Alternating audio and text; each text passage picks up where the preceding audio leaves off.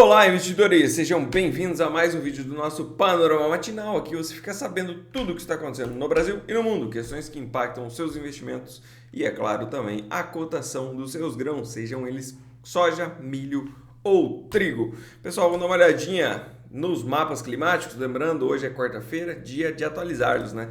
Segunda, quarta e sexta passamos aí pelos mapas climáticos e vemos como é que está a perspectiva para o Brasil. E no Brasil, pessoal, para acumulado aí para os próximos 5 dias, olhando o modelo americano, Brasil como um todo aí por um momento de chuvas mais amenas, né? Então, acumulado aqui para o sul deve ficar no máximo aí na casa dos 5 milímetros. Lá para o Mato Grosso chove um pouquinho mais, a expectativa é que fique também entre 5 a 40 milímetros. Mesma coisa para Goiás e Minas Gerais ali. Na parte de São Paulo a gente vê menos chuvas, chove aí mais para a parte sudoeste de São Paulo e chove um pouco também no Mato Grosso do Sul, mas cerca aí de 5 milímetros no geral. Para o modelo europeu, pessoal, a gente tem uma concentração de chuvas um pouco maiores e aqui já mostra algumas regiões chovendo cerca de 120, 150 milímetros, tá? Então bem discrepante quando a gente compara com o modelo americano, mas as regiões onde chovem são basicamente as mesmas, né? Outra diferença aqui no modelo europeu, a gente vê mais chuvas aqui no Paraná, cerca de 50 a 60 milímetros, enquanto ali no modelo americano era mais para 5 milímetros no acumulado para 5 dias, tá? Então, a princípio, a gente deve ver um clima mais calmo aqui no Brasil, um pouco menos de chuvas, porém, a temperaturas mais amenas também. As temperaturas tendem a cair nesses próximos dias. Aqui no oeste do Paraná já aconteceu, né? Hoje de manhã estava aproximadamente aí 15 graus, caiu bastante a temperatura.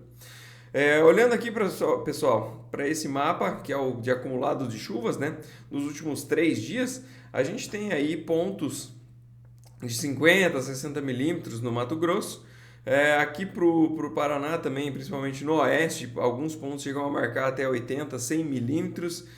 Rio Grande do Sul, menos chuvas, mas beleza, lá tende a produzir muito bem também, já falam em recorde de produção de soja lá no Rio Grande do Sul. Deve seguir basicamente o mesmo padrão aí da Argentina, né? Os dois são muito próximos e o clima lá foi bem parecido também. Choveu quando precisava. No Rio Grande do Sul acabou até algumas regiões choveram mais do que era necessário, né? Lavando alguns talhões. Mas no geral choveu bem e tende a ter uma produção muito boa lá no Rio Grande. Pessoal, vamos dar uma olhadinha nos gráficos, como é que ficaram?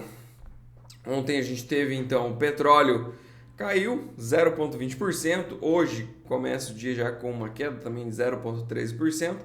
Petróleo que está embolado, né? Está embolado aqui nessa região. A princípio deve ficar lateralizado por mais um tempo. A gente conseguiria traçar algumas regiões aqui no mais curto, né? Lembrando, mais afastado fica aqui no 76,80 e depois lá em cima em 84 dólares mais ou menos.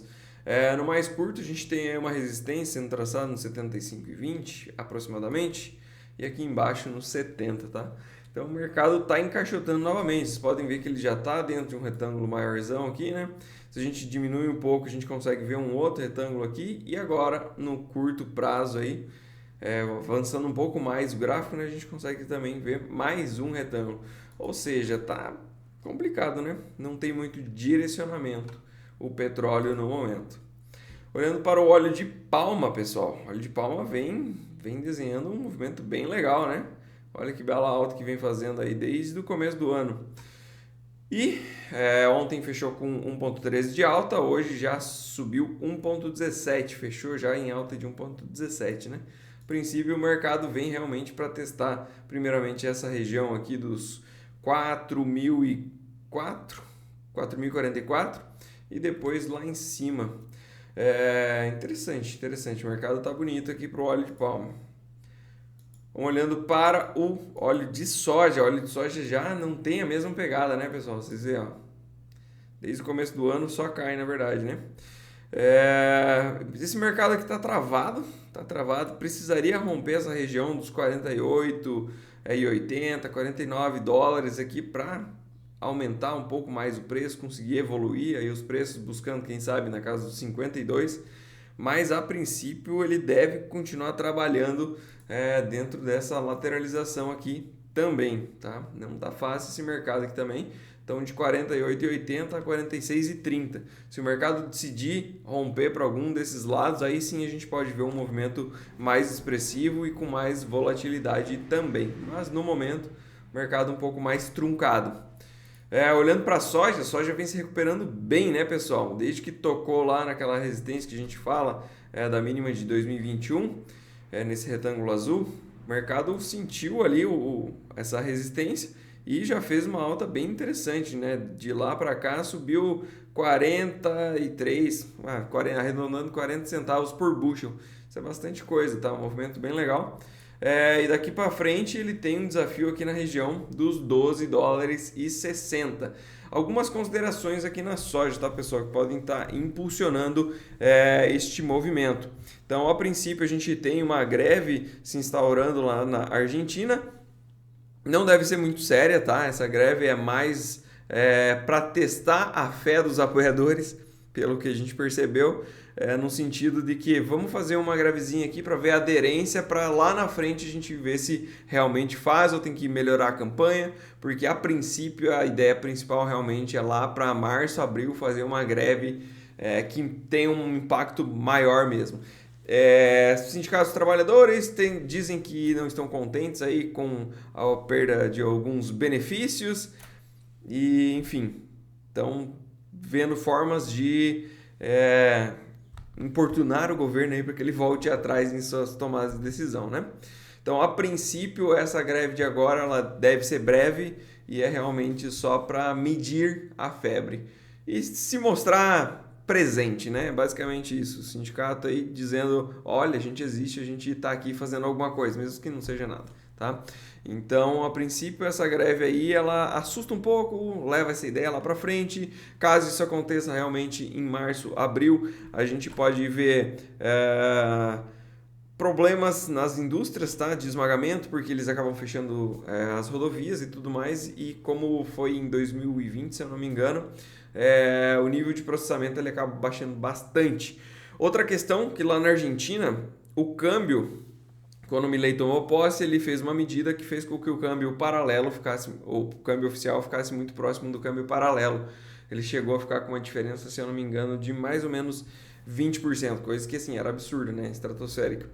E agora, aparentemente, essa diferença, esse spread entre eles já aumentou novamente para casa aí de uns 40%. E isso não favorece o produtor a fazer a venda da sua soja, que segue ainda muito cético, segue ainda com medo da inflação. Então, tem uma ideia de segurar o grão, porque grão de soja, principalmente, ele é dólar, tá? E dólar te protege contra a inflação lá na Argentina, né? E a gente vê isso através do farm selling, que hoje, de uma safra aí de 52, 55 milhões de toneladas, ainda não é certo o número, né? Mas 52, provavelmente mais do que isso, tem negociado aí cerca de 4 milhões de toneladas. Então é um volume de comprometimento muito, muito baixo. E isso mostra a apreensão do produtor rural lá na Argentina, que não quer se desfazer dos seus grãos. Esses 4%, se eu não me engano, ainda são para fixar o preço lá na frente, que para a indústria é um problemão, tá? Então provavelmente não role muito mais contratos dessa forma lá. E a gente tende a ver esses fatores impactando em Chicago, impactando nos prêmios também aqui no Brasil, na Argentina, enfim, no mundo inteiro, né? Então são essas questões que agora estão à frente aí no cenário da soja, tá, pessoal? Então vamos ficar atento, ver quais serão as próximas resoluções aí. E lembrando, né, a Argentina, querendo ou não, exporta bem, não consome muito do que ela produz. Então tende a, se ela não conseguir escoar, tende a ficar no mercado e vai criando aí uma diminuição da oferta, né? Apesar de que ela tem em estoque, ela não passar isso para frente, acaba diminuindo a oferta, né? Vamos seguir aqui então com nossos dados. Olhando para o farelo, pessoal, o farelo ontem puxou bem, tá? Ajudou também na cotação da soja. Farelo ontem subiu 1,49% e hoje já vem subindo mais 1%, tá? A resistência aqui para o farelo ficaria na casa dos 371 dólares por tonelada curta. Para o trigo, pessoal, recuperação também interessante, né? Ó, trigo aí subindo há 5 dias consecutivos. Então, bem interessante agora, testando novamente a resistência na casa dos 6 dólares por bushel. Se conseguir romper aqui, pessoal, podemos ver novamente os preços do trigo chegando lá na casa de 6,30 dólares por bushel aproximadamente. Para o milho a princípio hoje conseguindo vencer a resistência, a gente tem aqui no 4,47, 4,50 dólares por bushel, né? O mercado fez uma queda intensa, testou aquela nossa linha de referência lindamente, né? E agora testou uma, duas, três vezes aqui antes de conseguir romper essa região dos 4,50. A princípio, conseguindo romper aqui, o mercado tem um bom espaço para andar sem muita resistência, tá, pessoal? Ficaria lá um objetivo próximo da casa dos 4,60. Isso daí dá 20 cents por bushel, que para o milho é bastante coisa até. Bolsas, pessoal, bolsas. Olhando para os Estados Unidos, os caras não param. Os ativos de risco lá seguem sendo muito requisitados, as bolsas continuam subindo. Ontem foi mais um dia de bater recorde, né? Mais um dia marcando máxima histórica. Lembrando, eles já estão fazendo isso há alguns dias, né? A gente olha para a Nasdaq, que foi a mesma situação, enfim. Bolsa nos Estados Unidos está bem forte. Até quando? Não sabemos, mas o ponto é que está bem forte. Olhando para as outras bolsas, pessoal, a gente tem alguns dados. Temos alguns dados de estímulos da China, tá? Que trouxe aí uma diminuição do compulsório, ou seja, ela conseguiu colocar em circulação mais dinheiro. O compulsório seria basicamente o seguinte: para cada R$100 que eu deposito no banco, ele teria que reter 50 e 50 ele poderia passar para frente. Com a diminuição do compulsório, ele não precisa reservar tanto dinheiro do que é depositado. Então, se eu depositei 100 e antes ele segurava 50, agora ele segura apenas 20, entendeu? Então, com isso, ele tem R$80 para circular no mercado. Isso faz com que aumente a liquidez. Enfim, é bem interessante, é uma medida aí para impulsionar a economia.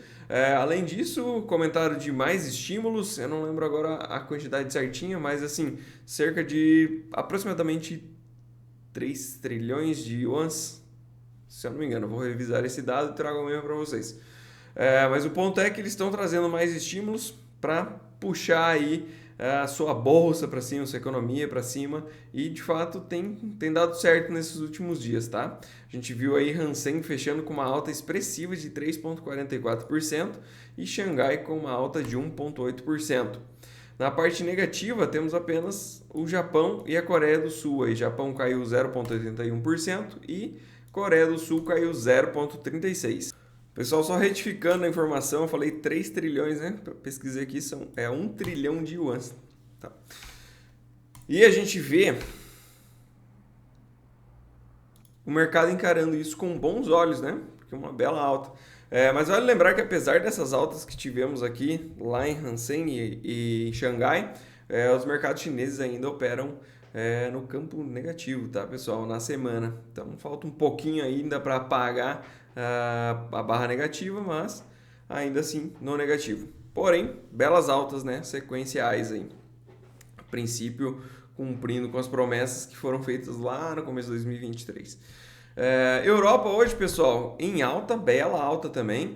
Eurostoxx 50, nosso termômetro aqui, né, que mostra a média das 50 maiores ações negociadas na Europa, subindo 1,67%, destaque de alta para a bolsa alemã, que sobe 1,19%.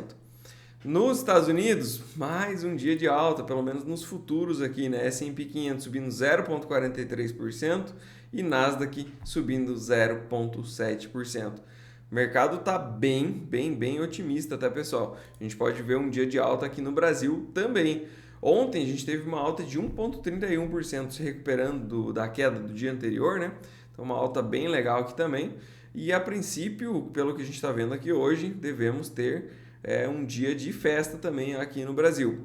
Olhando para as commodities não agrícolas, já comentei do petróleo, mas no momento ele cai 0,2% e o minério de ferro sobe 1,77%, puxado por esse otimismo lá na China, né? E isso tende a puxar aqui a nossa Vale do Rio Doce e a princípio a gente deve ver o índice mais em alta no dia de hoje. O dólar, pessoal, o dólar contra as principais moedas do mundo cai 0,47%, é uma queda relevante. E também temos um dólar mais fraco contra países emergentes. Então a perspectiva do começo do dia é essa: bolsa para cima, dólar para baixo. Na parte de agenda, pessoal, hoje nós vamos ter uns dados bem legais. Já saiu lá na Europa, que é o PMI. PMI ele basicamente mede qual que é a intenção dos mercados. Enfim, esse PMI é basicamente o índice de confiança dos gestores. Assim como a gente tem do consumidor, né, lá nos Estados Unidos, que é muito importante, né? Esse aqui é bem legal para trazer. É feito uma pesquisa privada, onde é feito um questionário aí com vários líderes de vários setores que trazem a perspectiva deles. Se eles acham que o mercado, que a economia tende a andar, para qual lado que ela tende a andar, ou se está fraco, se eles estão fazendo menos pedidos, se eles estão vendendo menos, como é que está, né? Então esse índice PMI aqui é bem interessante de a gente acompanhar e pode ser isso que esteja puxando as bolsas lá na Europa, tá? Porque ele veio bem interessante acima da perspectiva. Lembrando que esse índice acima de 50 ele indica expansão e abaixo de 50 ele indica contração da economia, né? Então, vindo acima aqui na Europa, basicamente todos eles vieram no campo positivo, isso trouxe um ânimo a mais para o mercado lá na Europa. E às 11h45 da manhã a gente vai ter esse mesmo dado do setor de serviços, tá? Então, PMI do setor de serviços, índice de confiança em serviços, às 11h45 lá nos Estados Unidos. Esse dado aqui ele promete trazer bastante volatilidade para o mercado. Se esse dado vier acima da expectativa, ele tende a manter aí a euforia do mercado, né? Agora, se ele vier muito acima da expectativa, aí já começa a ficar complicado também, tá? Porque a confiança assim tão exacerbada pode indicar mais inflação e demora na corte da taxa de juros. Então, vamos com calma, né? Então, a princípio, se ele vier em linha, o mercado deve continuar aí com a bonança que tem hoje. Se ele vier abaixo, pode tirar um pouco do ímpeto comprador, mas acredito que não muito. E se ele vier muito acima, aí sim a gente pode ter alguma revisão um pouco mais profunda nessa alta que vemos hoje. Pessoal, fora isso, estoques de petróleo meio-dia e meio, pode puxar, mexer com o mercado de petróleo. Coletiva de imprensas do Banco Central do Canadá, não faz muito preço. E fluxo cambial estrangeiro no Brasil às 2h30 da tarde. Fora isso, não temos mais nada. Um grande abraço a todos!